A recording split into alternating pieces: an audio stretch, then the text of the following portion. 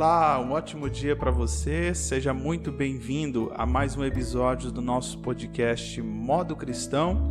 Eu sou o Magno Henrique e aqui a nossa intenção é ouvir e colocar em prática o Evangelho de Jesus para melhor servirmos uns aos outros. E hoje trago mais uma reflexão da Palavra de Deus para nos ajudar a manter o nosso modo cristão ativado. Então vamos lá.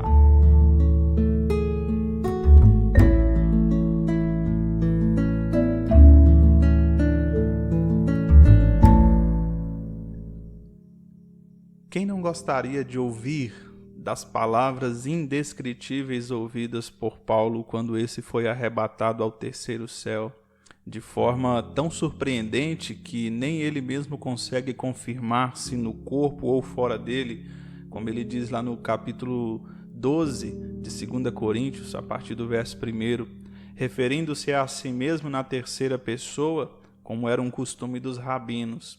Ali ele passa para a igreja as visões e as revelações do Senhor. Mas eu também tenho certeza que ninguém gostaria de ter o espinho que o atormentava, que ele mesmo menciona um pouco mais à frente, lá no verso 6, quando diz que, para não se ensoberbecer com a grandeza das revelações, foi-lhe posto um espinho na carne, mensageiro de Satanás, para o esbofetear, a fim de que ele não se exaltasse. Bom, o que me chama a atenção nesse texto é a amplitude da visão do apóstolo Paulo, que viu e ouviu coisas maravilhosas, indizíveis nessa revelação, e retornar de lá com uma visão ainda capaz de enxergar a sua fraqueza. A visão sobrenatural não comprometeu a visão natural de si mesmo.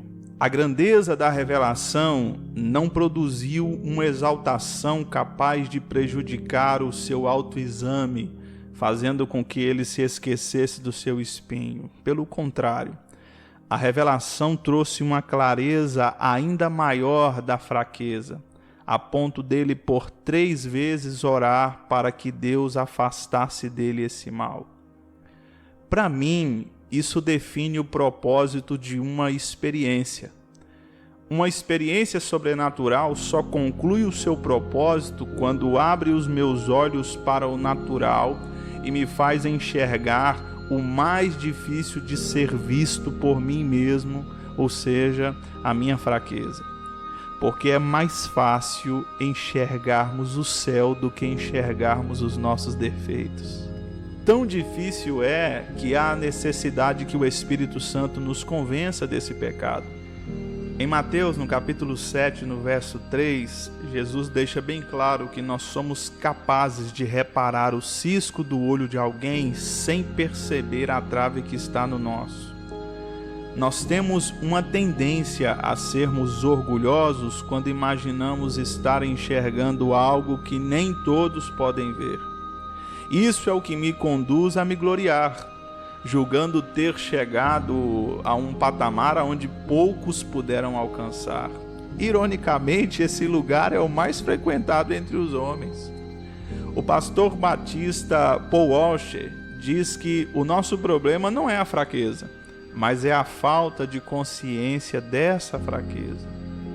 A grandeza das revelações conclui a sua eficácia quando eu percebo o quanto eu sou limitado, dependente e necessitado.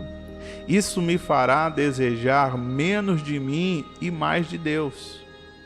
Não é interessante o fato de Paulo, após tamanha experiência, se humilhar em oração, desejando menos do que estava nele, ao invés de pedir mais do que acabara de ver? Eu concordo com C.S. Lewis quando ele diz que, quando o homem se torna melhor, compreende cada vez mais claramente o mal que ainda existe em si.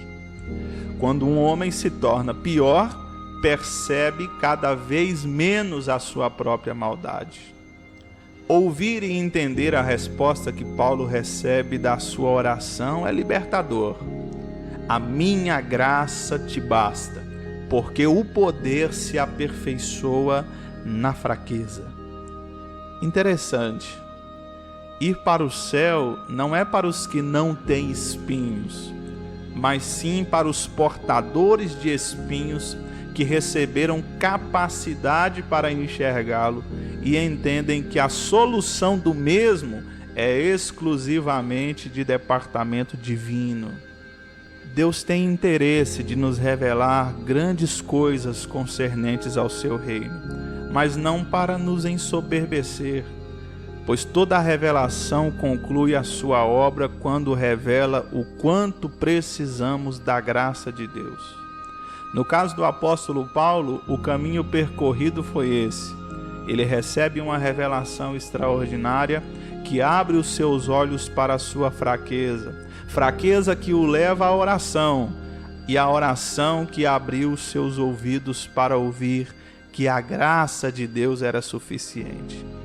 Apesar das experiências em revelações serem diferentes, eu creio que o caminho e o propósito são sempre os mesmos, porque o poder se aperfeiçoa nas nossas fraquezas.